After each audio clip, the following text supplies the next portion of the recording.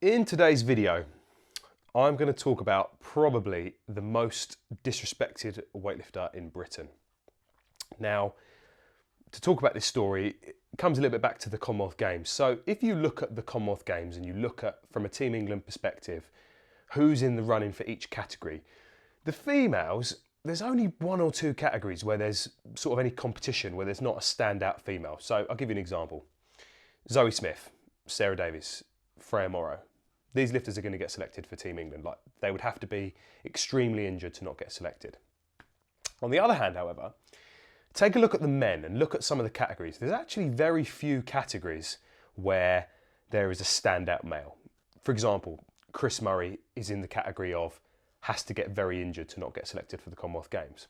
But take a look elsewhere, and there's actually quite a lot of competition. Now, in the category, I think has probably the most competition is the men's 73 kilo class. If you watch the British at Twickenham this year, you would have seen that was a proper competition. I think it was John Chin, Jack Oliver, Jacob Finnegan, Mikey Farmer. I know Mikey Farmer's Welsh, but what I mean is there's 4 73s who are pretty good.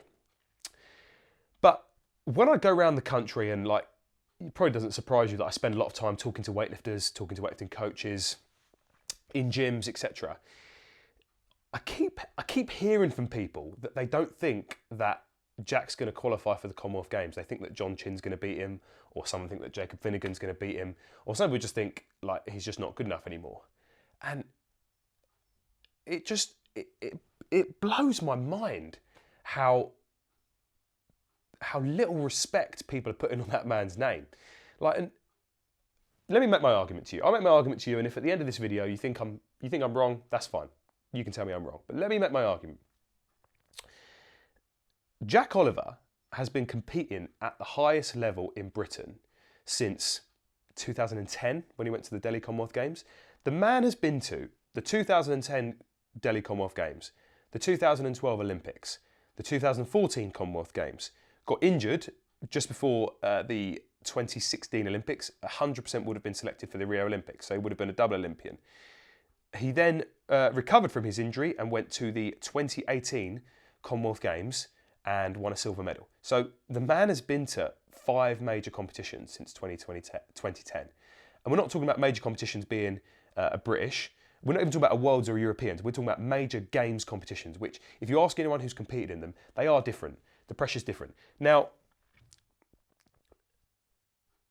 when I say to people that you absolutely 100% cannot write off Jack Oliver, what I mean by that is this Commonwealth Games is probably going to be the most high pressure games for the athletes lifting since 2002 Manchester. Home games, lots of pressure. The arena is going to be absolutely packed with people who have come to watch English lifters by dint of it being held in England. It'll be the same anywhere else. In Australia, when Tia Claire Toomey lifted, it was nuts. There was a huge amount of pressure on her, and that pressure is going to be on English lifters. Now, if you're the kind of lifter who responds to that, that's great, perfect. I'll lift in front of the crowd, I'll go nuts, I'll lift better.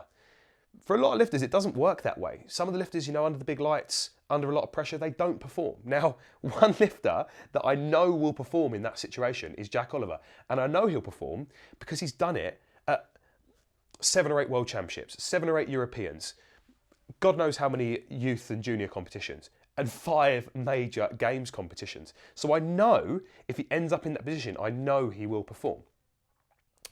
And I get it.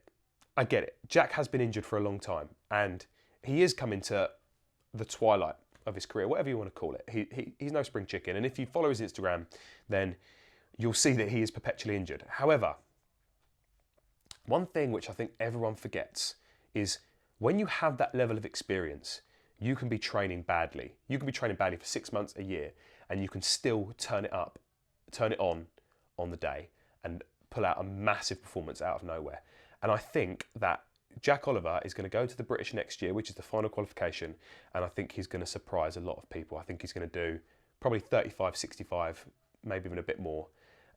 And my belief is that one of two things will happen. Either he will go to the competition and become the top 73, or he will get injured trying. And if he gets injured trying, he doesn't turn up to the competition, that's it. He's not going to try and qualify. My belief is that if he is in the competition at the British next year, he will win it and he will have the biggest total of all 73s. And that's no disrespect to the other 73s. I'm not, you know, to sort of make a prediction about one person is to make a negative prediction about another. And I don't want to say that, because whoever qualifies in that 73 kilo spot, whether it's John Chin, Jack Oliver or Jacob Finnegan, will be the best 73. That's my belief. Like they will have to overcome adversity to get there, and they will be the person to represent us. And if John Chin beats Jack Oliver, he will deserve to go. And if Jack Oliver beats John Chin and Jacob Finnegan and vice versa, they will deserve to go to the Commonwealth Games. So I'm not saying that I think only Jack should go, but my prediction is that Jack will be the one to watch. And my advice, I mean, it's unsolicited advice. What do I know about weightlifting? But if you're in that warm-up room, I would be watching Jack, because he is a huge threat. Regardless of how he's been training, ignore his Instagram, ignore what he says. Like, I've seen him at a competition, turn up, have to diet like 4 or 5 kilos in 3 days to get down to the old 77 kilo class, full of cold, snatch 147. So you never know what he's going to pull out of his arse. And I would just beware and put some respect on that man's name.